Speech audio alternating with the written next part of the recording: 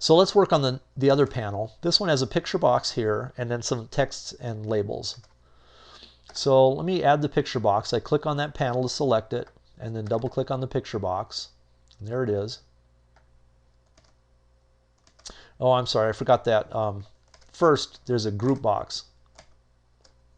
That's this thing that says details and provides this border.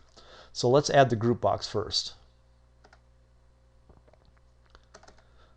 All right, so there's our group box. I want it to fill the panel, so I'm going to dock it to fill. And I want to change its text to details.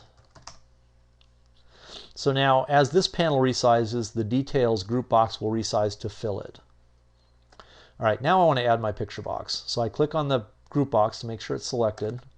There's our picture box. I'm going to align the picture box so that its top and bottom are lined up with that list box. And then I'm going to anchor it there. So I'm going to set its anchor property to top, left, bottom.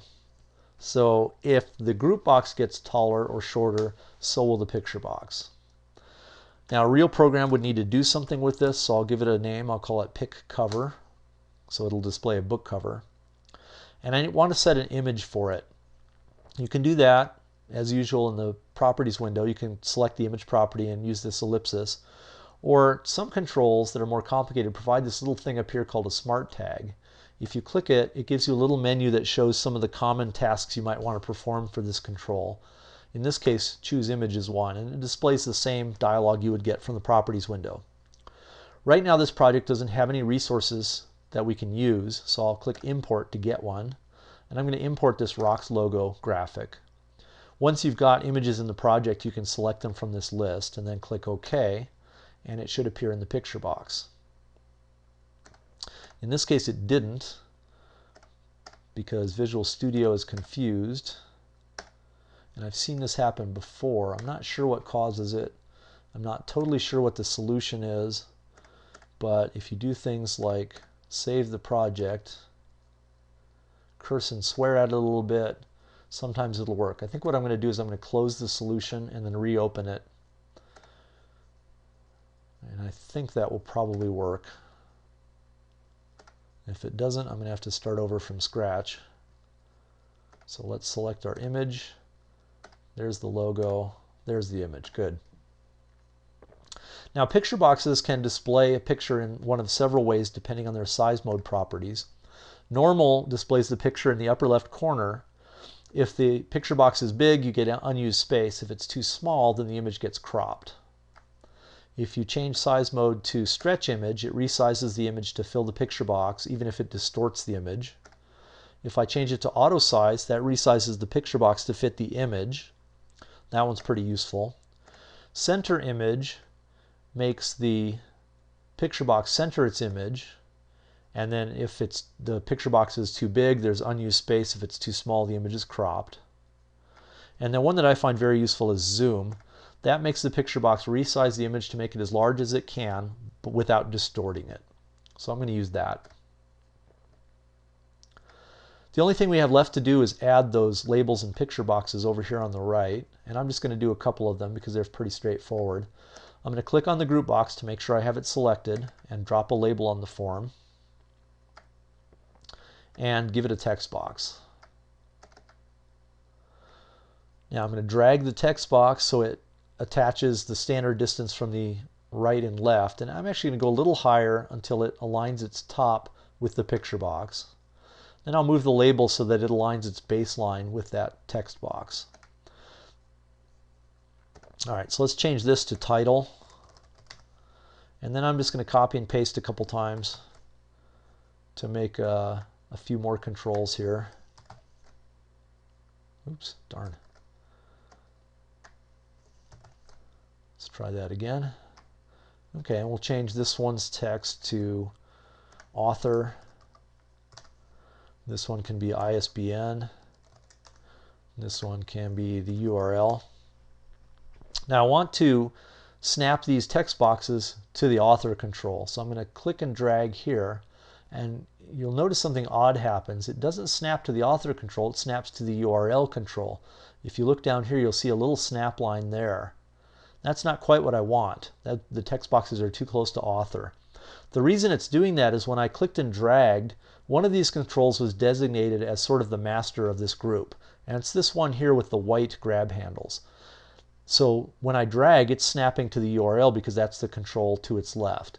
What I want is this control to be the master. So I'm just going to click on it, and now it has the white grab handles. And now if I grab any of these and drag it, it snaps to author as I want. So that's set. I want to keep them there, so I'm going to anchor them to top, left, right. Now when this panel resizes, the group box it contains resizes, and then when that resizes, these text boxes inside it will also resize. So let me run the program here and just see if that much works correctly.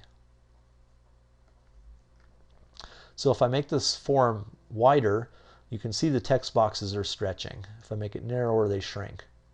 Now there's still a couple problems here. One is if I make them really small, those text boxes are useless, and then they disappear, and then the labels start to get eaten up. If you look very closely, you can see the label backgrounds are overlapping the group box's edge.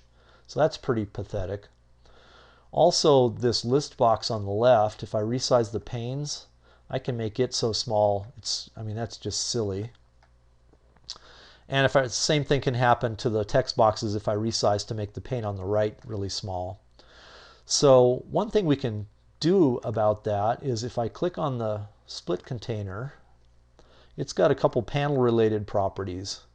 Here's panel 1 min size.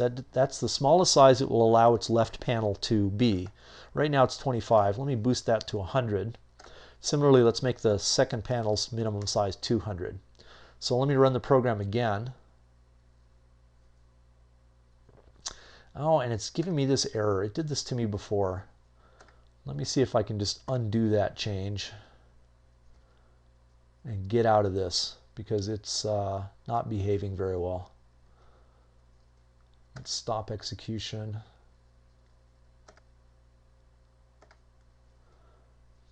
Let's find those sizes again. There we go. Let's just undo them and see if the program will still run. Those properties should work. I'm not sure what Visual Studio's problem is with them right now. I'll figure it out later and then maybe post the solution.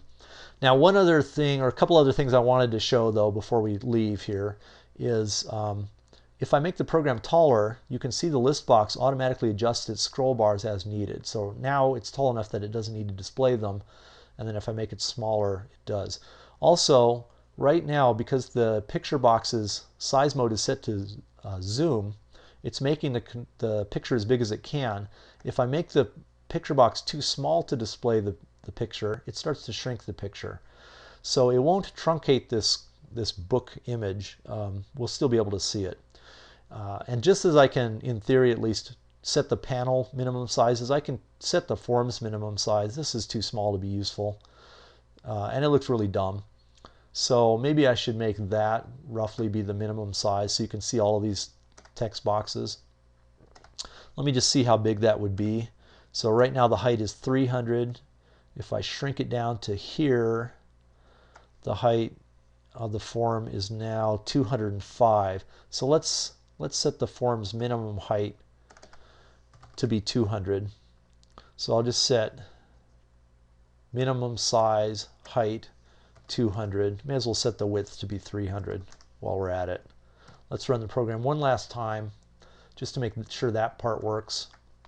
So now if I try to make the form small, that's as small as it'll let me go. If I try to make it really narrow, that's as small as it'll let me go. Maybe that's a little smaller than is useful, but hopefully you get the idea.